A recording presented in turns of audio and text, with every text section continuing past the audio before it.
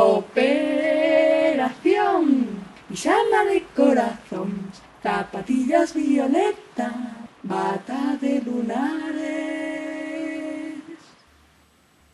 Como un degaro desprendiuse dos seus prexuicios de goberno amarelo e pactou ca voz mecánica que saía do teléfono un encontro clandestino na zona norte da cidade. Aquela onde ninguén ía porque non había nada que ver, aquela que daba a montaña e que non era máis que parte da paisaxe que vía desde a súa casa nos días claros. León colgou o teléfono ca sensación de traizoar a quen lle daba de comer, pero ca determinación de facer todo o preciso para recobrar a súa muller. En realidade non era consciente de ata onde chegaba o que ia facer. Pensaba que era como unha daquelas conspiracións nas que se vía envolto ás veces e que non lle traían consecuencias. Tampouco pensou na hora da cita, de noite, por suposto, nin no que lle dixera da patrulla o día anterior, que sexa a última vez. Se chegase a pensar daríalle igual, calquera entendería que fixese o que fose por recuperar a súa muller.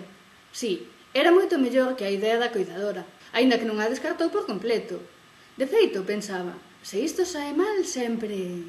De noite, cando a filla dormía, cando o silencio e a escuridade o invadían, saiu cara ao seu destino, vestía de negro, ca cabeza coberta con pasamontañas que só deixaba ao descoberto uns ollos camuflados debaixo dunhas lentillas de outra cor. Calzaba zapatos de non facer ruído e camiñaba con firmeza. Non estaba moi seguro de coñecer o camiño, mirara o no plano e algunha vez estivera por ali, pero non dera memorizado os nomes das rúas. A voz dixéralle as dúas, e as dúas estivo ali. O primeiro pensou que o enganaran, despois que caera nunha trampa do goberno amarelo. Despois, como non pasaba nada, pensou que o guardacostas lle dera aquel número para que os deixara tranquilos. Dá a volta a modo, escoitou León ás súas costas. León fixo o que lle ordearan, e tal como lle ordearan. O único que conseguiu distinguir da escuridade foi unha chaqueta de flores. Tampouco foi capaz de diferenciar se a voz era de home ou de muller. Seguía tendo aquel son metálico do teléfono.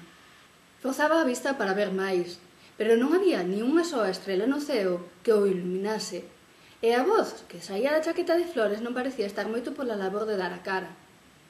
«Que fixo a tua muller para que a matasen?», preguntou a voz. León dubidou. Se era unha trampa, canto menos dixese, mellor lle sería. Se non era, dicir a verdade axudaríalle. «Responde a pregunta», ordeou a voz. «Nada», respondiu León con voz lastimosa, máis polo medo que pola tristeza. Fíxose un silencio.